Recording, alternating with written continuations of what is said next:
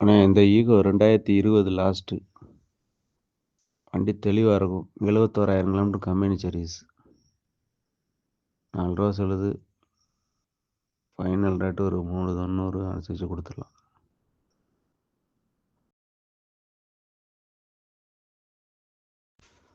அண்ணே இந்த ego 2020 last வண்டி தெளிவாக இருக்கும். 71,000 கிலோமீட்டர் கம்பெனி சர்வீஸ். 4 ரூபா சொல்லுது. ஃபைனல் ரேட்டு ஒரு 390 அனுசரித்து கொடுத்துடலாம்.